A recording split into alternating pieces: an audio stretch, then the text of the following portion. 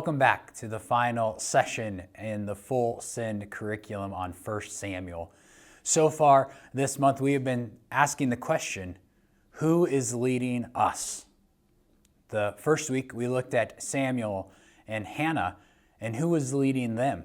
We saw that through their actions that God was leading them. And as God led Hannah, she boldly and passionately prayed for a son, and God faithfully gave it to her. And then we look at Samuel, and he sought God, and he heard from God. And when he was led by God, he was asked to tell a difficult truth to Eli. See, sometimes following God and being led by him will put us in situations where we have to speak a difficult truth to someone in our lives. The next week we looked at Israel, and Israel had a choice. Were they going to continue to follow God as their king, or were they going to follow someone else as their king? We saw that their choice of following someone else as their king came with consequences that would last the rest of their time. The week after that, last week, we looked at King Saul, that first king of Israel. King Saul wasn't necessarily a bad king, but when God gave him specific directions, Saul said, okay, I like that, and I'm going to add a little to it, or I'm going to do it my own way. And we saw the consequence of not just following God, but being led by some of our own desires and mixing that in as well. Well, today we are going to finish our series looking at another king, King David. King David is known as the man after God's own heart. So let's pick it up in chapter 16 and 17 of 1 Samuel. Chapter 16 says this, "The Lord said to Samuel, 'How long will you grieve over Saul, since I have rejected him from being king of Israel? Fill your horn with oil and go. I will send you to Jesse the Bethlehemite, for I have provided for myself a king from his sons.'" God says, I have chosen another king. Go to Jesse's house. And when Samuel arrives at Jesse's house, he thinks he has hit the jackpot, the first son that walks in. It says when they came, he looked at Eliab and thought, surely this is the Lord's anointed. He is before me. But the Lord said to Samuel, do not look at his appearance or his height or his stature, because I have rejected him. For the Lord sees not as man sees. Man looks on the outward appearance, but the Lord looks on the heart. We're going to come back to that verse in just a little bit, but we continue on, and 6 more sons come before Samuel, and all of them are rejected by God. 7 sons. And Samuel is wondering, okay, God, you said one of these sons would be the king. So he asked Jesse, do you have any more sons? And Jesse says, yes, we have one. He's out watching the sheep. And Samuel says, bring him in. And as David comes in, God says, this is the one. Anoint him. You see, oftentimes we look at the outward appearance. We want the outward appearance to look just right. Yet God looks at the heart. He is not fooled by what we do on the outside. In my context, we call that the Dutch front, right? We want to look a certain way, and that proves that things are good if we can just look a certain way. Now, we see this throughout Scripture, and what I was reminded of this week when I thought about this verse was the passage in Matthew, where people come before God at the judgment, and he says, depart from me, I never knew you. And then they say, but we prophesied in your name. We did miracles in your name. We did all these outward expressions. And God said, yes, but your heart was far from me. You see, just doing things does not mean that we're doing them, as we talked about last week, with the right motives. And we can't fool God. God sees the heart. So no matter what our outward appearance may look like, it's the heart that matters. David, a man after God's own heart, was the chosen one to be king.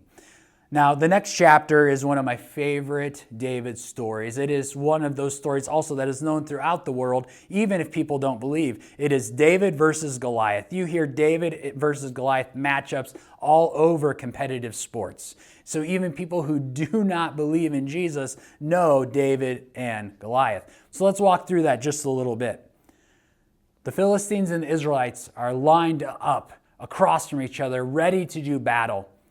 But what they decide to do, instead of everybody fighting against each other, they are going to do a 1v1, a 1 versus 1 battle, which the Philistines love because they have a giant of a man. Goliath towers over everyone. In fact, the armor he puts on probably weighs more than any of the Israelites. The Israelites, when they see this, cower in fear.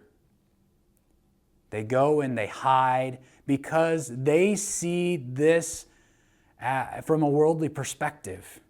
They see that they are weaker, that they're probably less skilled, and there is no way that they are going to be able to beat Goliath in their own strength.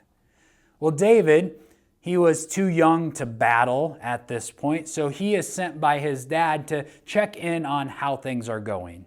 When he gets there, he hears Goliath mock God. Being led by God, David says, "Oh, I cannot let someone mock God. That cannot stand." And so he says, "I will fight," because he looks around and he sees that everybody else is shaking with fear, looking at it from their human perspective. David, following God, says, "I will fight." And we pick up the story in verse 38. This is what happens. Then Saul clothed David with his armor. He put a helmet of bronze on his head and clothed him with a coat of mail. And David strapped his sword over his armor, and he tried in vain to go, for he had not tested them. Then David said to Saul, "I cannot go with these, for I have not tested them." So David put them off. Then he took his staff in his hand, chose 5 stones from the brook, and put them in his shepherd's pouch. His sling was in his hand, and he approached the Philistine. So David goes into battle with a staff and a sling. Now let's listen to what Goliath looks like. And the Philistine moved forward and came near to David with his shield bearer in front of him. And when the Philistine looked and saw David, he disdained him, for he was but a youth, ruddy and handsome in appearance. And the Philistine said to David, "Am I a dog that you come to me with sticks?" And the Philistine cursed David by his gods. The Philistine said to David, "Come to me, and I will give your flesh to the birds of the air and to the beasts of the field." Then David said to the Philistine, "You come to me with a sword and with a spear and with a javelin. But I come to you in the name of the Lord of hosts, the God of the armies of Israel, whom you have defied. This day the Lord will deliver you into my hand, and I will strike you down and cut off your head. And I will give the dead bodies of the host of the Philistines this day to the birds of the air and to the wild beasts of the earth, that all the earth may know that there is a God in Israel, and that all this assembly may know that the Lord saves, not with a sword or a spear. For the battle is the Lord's, and he will give you into our hand." Then the Philistine arose and came and drew near to meet David. David ran quickly toward the battle line to meet the Philistine. And David put his hand in his bag and took out a stone, slung it, and struck the Philistine on his forehead. The stone sank into his forehead, and he fell on his face to the ground. David with a sling and a staff. Goliath with a spear, a sword, and a javelin. You know, this isn't a fair fight, but I love what David says. He's like, this victory will not be won by a sword. No, today it will be won by the power of God. See, when you are led by God, you can go boldly into something that seems impossible and trust that God will walk with you and know that he will help you succeed. So as we finish up today, and so we think about being led by God, 2 things I want you to think about. Number 1, how's your heart? So often in our world today, and I would say sometimes even within our churches, we live deceived like those who will come before the throne of God in Matthew, where we will come before and say, hey, I read my Bible. Hey, I went to church. Hey, I served on a mission trip. Hey, I did all these things. I even helped in youth group and children's ministry. And God will say, but your heart was far from me. I never knew you. So how's your heart? We cannot fool God. We might be able to fool the others with our Dutch front on, but we will not fool God. And it's God who in the end will judge, and he will look at our heart. So how's your heart? The second thing, I want to invite you to wake up every day and say yes to God. That you would say yes to God and decide that you would not allow God's name to be mocked. That if you hear God's name mocked in your workplace or at your school, that you would stand boldly as David did before Goliath and be willing to go to battle for the name of God, knowing that he will fight for you. And so this is what it looks like to be led by God. A heart that is obedient and a life that is willing to do the impossible in his strength. Full Send family, let's be led by God and live a life that shows that.